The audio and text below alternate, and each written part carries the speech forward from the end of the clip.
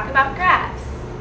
We have this nice website called Create a Graph that we're going to be using for our project later this week. To create a graph, we must have data. What's a sample data question that we could ask the class? Anybody have a question? Katie. What our favorite subjects are? That's a good one. What kind of graph would we use? A bar graph. Bar graph. Okay, so in order to graph this data, we have to have data first. So class, how many people like math? Please raise your hands and only raise it for one subject. 4. Okay, so we chose a bar graph. So for our graph, we want to click on bar graph. From here, we're going to design our data table. The direction, there's vertical and horizontal.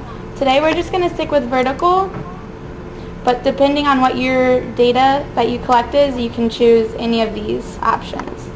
Shape, sometimes picking an odd shape will affect your data and you won't be able to read it as well.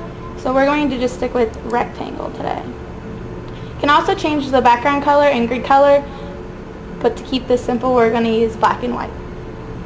We're also going to change our grid lines to 8, and we're going to keep a 2D appearance. From here, we're going to click Update so we can save our data.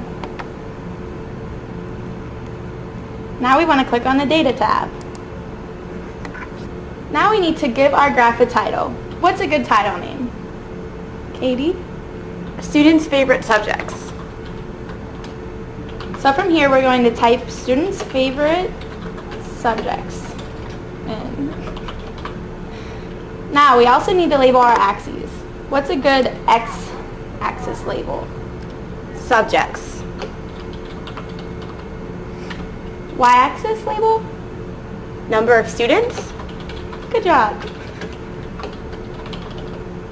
What is the source of our data that we're finding today? Miss Amanda's math class.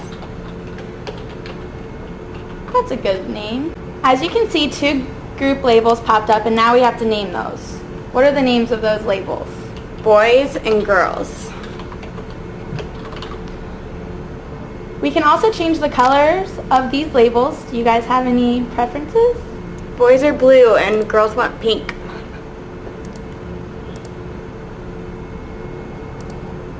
So now on to the next tab, we're going to go to labels. We want to show our data labels and we have different types. Today we just want to stick with values because we want to know how many students like each subject. We'll leave prefix and suffix alone. There's also several different types of fonts that you can choose from. You might also want to keep in mind that some of these may be difficult to read on your graphs. We're going to keep our font color black and change our font size to 18 again. Click Update to save your data, and now we finally have the chance to preview our graph.